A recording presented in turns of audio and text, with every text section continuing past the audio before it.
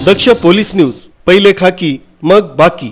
बगूर येथील टेकडीवरील श्रीराम मंदिरात श्रीरामनवमी उत्सवानिमित्त अखंड हरिनाम सप्ताह मंगळवार दिनांक 9 एप्रिल ते बुधवार दिनांक 17 एप्रिल 2024 पर्यंत अखंड हरिनाम सप्ताह पार पडणार आहे। त्याचा शुभारंभ आज मंगळवार रोजी सकाळी 8:30 वाजता झाला। सोमनाथ भदाने यांच्या हस्ते कार्यसिद्धी पूजा, केशव कस्तुरे यांच्या हस्ते सकाळी 9 वाजेला प्रभू श्री रामचंद्राची महापूजा, आत्माराम पाळदे यांच्या हस्ते हनुमानाची पूजा, महादेव तसंच नंदी पूजा सचिन दुर्गुडे यांच्या हस्ते तर महाआरती प्रसाद आडके आणि श्याम सोनवणे यांच्या हस्ते करण्यात आली। वीणापूजन हरिभक्त परायण पंढरीनाथ राईज व ग्रंथराज ज्ञानेश्वरी पूजन हरिभक्त परायण लक्ष्मण खांडेभराड यांच्या हस्ते करण्यात आला।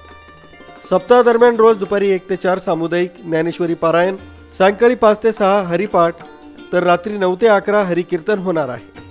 सप्ताहामध्ये हरिभक्त परायण दिगंबर महाराज सोनवणे बेलगावकर, हरिभक्त परायण प्रल्हाद महाराज आळंदीकर आळंदी, हरिभक्त परायण बाळासाहेब महाराज बिन्नर इगतपुरी, हरिभक्त परायण सुरेश महाराज जाधव वाशिम, हरिभक्त परायण जगदीश महाराज जोशी त्र्यंबकेश्वर, हरिभक्त परायण अशोक महाराज धांडे पाडळी, हरिभक्त परायण ज्ञानेश्वर महाराज जाधव आळंदी यांची हरिकीर्तनं होणार आहे। बुधवार दिनांक 17 एप्रिल रोजी सकाळी 10 ते 12 वाजेदरम्यान हरिभक्त परायण ज्ञानेश्वर महाराज जाधव यांचे रामजन्माचे कीर्तन होईल।